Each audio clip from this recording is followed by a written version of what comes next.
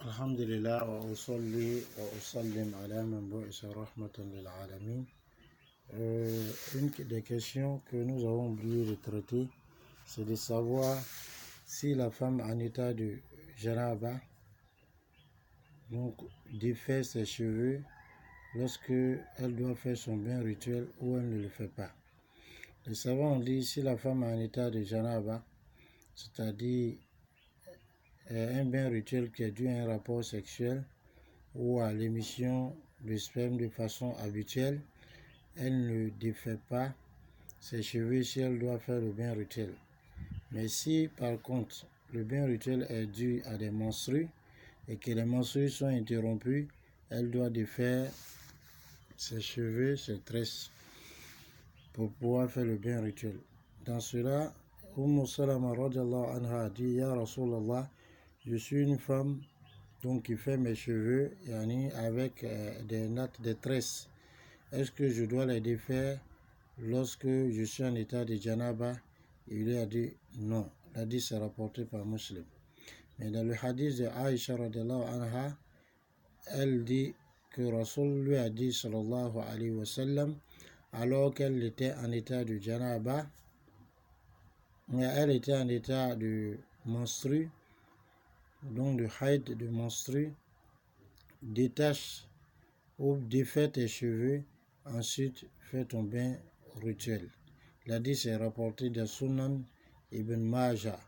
Et donc à cause de cela, certains savants ont dit qu'il est obligé pour la femme en état de menstru, lorsque les menstrues sont coupées, de faire le bain rituel, de défaire les cheveux ou les tresses avant de faire le bain rituel. D'autres savants, et la plupart des savants disent que cela n'est pas obligatoire. Ils se basent en cela sur une parole de Aïcha radiallahu anha qui disait il y a quelqu'un qui a fait une fatwa, donner un avis juridique comme quoi la femme devait défaire ses cheveux pour pouvoir faire le bain rituel dû à des menstrues. Elle a dit mais alors qu'ils demandent aux femmes alors de se raser. Et donc il y a beaucoup d'autres preuves aussi qui vont dans ce sens-là, dans le sens de dire que il n'est pas obligé pour la femme en état de menstrues, lorsque ses menstrues sont interrompues, de faire de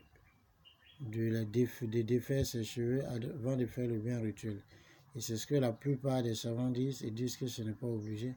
Mais comme nous le constatons, il y a des preuves de part et d'autre.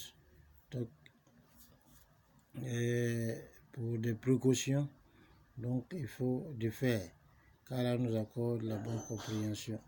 Sinon, beaucoup de savants ont dit que l'avis de la plupart des savants est l'avis le plus authentique, puisqu'ils ont apporté ici et là des preuves, car Allah nous accorde la bonne compréhension. Assalamu alaikum wa rahmatullahi wa barakatuh.